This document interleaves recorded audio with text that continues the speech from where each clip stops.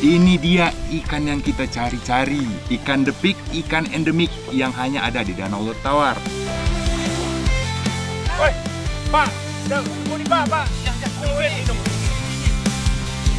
Rasanya asin, gurih, dan teksturnya renyah ya. Masyarakat di sini menggunakan buah lutus sebagai sampo dan alat mencuci pakaian.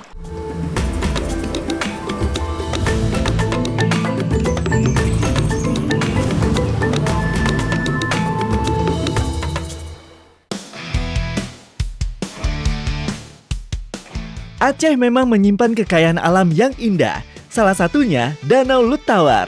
Danau ini berada di Kabupaten Aceh Tengah. Danau yang lebih dikenal dengan Danau Laut Tawar ini sudah menjadi sumber mata pencarian bagi masyarakat di sekitarnya. Danau ini banyak dimanfaatkan oleh masyarakat yang tinggal di sekitar Danau Laut Tawar, salah satunya yaitu mencari ikan. Kebetulan nih, Lon lagi bersama nelayan di Desa Kelutu, lagi mau menangkap ikan depik di Danau Laut Tawar.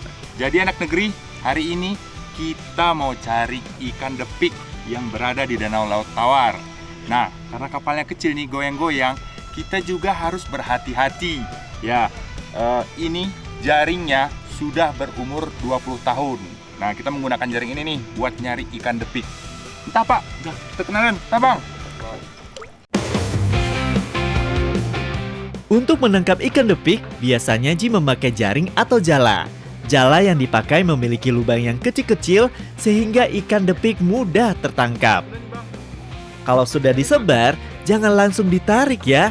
Kita tunggu paling cepat 1 hari 1 malam.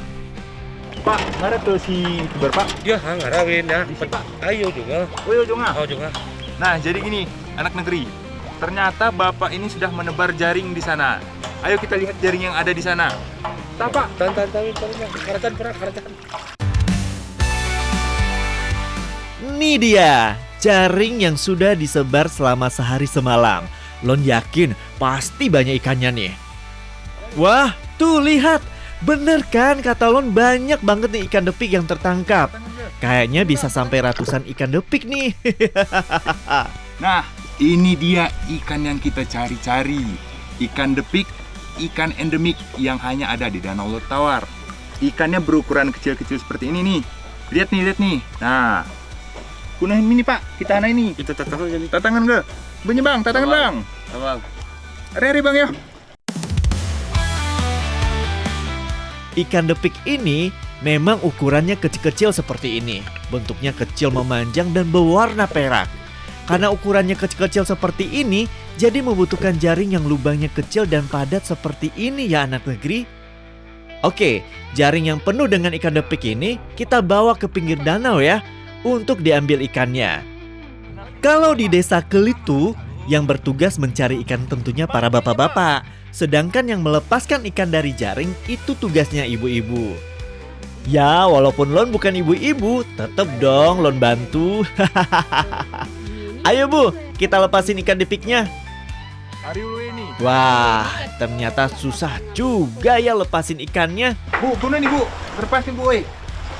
Kuman. Taruh dulu ya. Taruh dulu itu.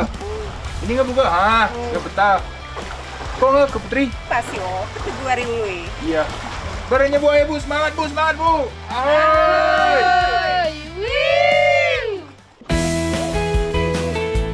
Oh, ternyata harus diputar dulu kepala ikannya seperti ini. Setelah lepas dari jaring, baru deh ikannya kita tarik. Tapi jangan terlalu kencang ya anak negeri, nanti bisa rusak ikannya. Biasa Ji, untuk melepas ikan yang banyak ini tidak bisa sendirian. Minimal sih sekitar 4-6 orang. Pokoknya semakin banyak maka akan semakin cepat selesainya. Anak negeri, jadi jala ini harus kita siram air. Karena agar mempermudah proses pengambilan ikan depiknya. Entah Bu, buatan min Bu. Ternyata ada cara untuk mempermudah melepas ikannya. Salah satunya itu dengan menyiram air ke jaringnya. Tujuannya sih agar jaringnya tetap basah. Kalau jaringnya kering, maka akan mempersulit melepaskan ikannya. Pak, Ada lobster mini tuh. Maaf ya ibu-ibu, Lon sama Putri mau ikut mencari lobster air tawar dulu ya. Kebetulan nelayan yang tadi mau cari ikan depik mau cari lobster air tawar juga. Untuk mencari lobster di Danau Lutawar tidak perlu alat khusus. Media untuk menangkap lobsternya sudah disiapkan alami oleh Danau Lutawar. Yah, kali ini kita mau menangkap lobster dengan menggunakan rumput yang tumbuh di dasar danau.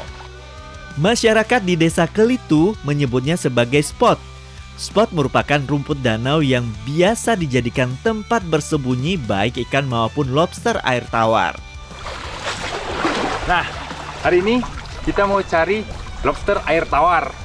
Di sini kita menggunakan spot bang ya, atau biasa disebut juga dengan rumput danau. Nah, ini kita letakkan di pinggir untuk mendapatkan lobster air tawarnya. Tah bang, kunam ini bang. digulung ini bang. Gulung ya bang ke? Spot atau rumput danau ini akan kita angkat dan gulung menuju pinggir danau. Akhirnya setelah digulung dan didorong sampai juga ke pinggir. Setelah ke pinggir, baru kita bentuk menjadi lingkaran. Tujuannya sih agar ikan atau lobster air tawar tadi terjebak di bagian tengah atau di rumput yang sudah digulung. Kalau sudah begini, langsung kita cari lobsternya. Setelah spotnya kita gulung ke pinggir seperti ini, pasti ada yang terperangkap di sini pak. Pak, kenal pak? Berjalan dan cari nih lobsternya. Woi, pak, temu nih pak. Ya, kulit ini apa ya? Kita kenalin pak. Ini pada bu ya, kulit. Kita jadi pak, bukan gini. Asik, panen besar nih. Banyak banget kita dapat lobster air tawarnya. Memang kalau Danau Lutawar ini memberi banyak manfaat bagi masyarakat sekitarnya. Ini nih lobster air tawarnya, berbeda dengan lobster di laut. Kalau lobster di danau ukurannya lebih kecil-kecil. Selain itu warnanya juga hitam. Mantap anak negeri, lobsternya kita dapat banyak. Tuh lihat, sudah penuh wadahnya. Tapi ini rumput danaunya kita kemanakan ya pak? Tanam ini pak. Ini mana kita pindahan no kuso. Kadi sepok ini murid miam bisa lobster tersebut berkembang biak. Entah wit. Oh bang, kita bang. Sekarang nih bang. Dorong bang. Nah, ini yang dinamakan mencari lobster tapi tetap tidak merusak alam. Jadi rumput danau ini tidak dibuang di pinggir danau, tapi akan dikembalikan ke dasar danau. Tujuannya agar tempat habitat ikan atau lobster air tawarnya tidak rusak dan ikan atau lobsternya dapat berkembang biak kembali.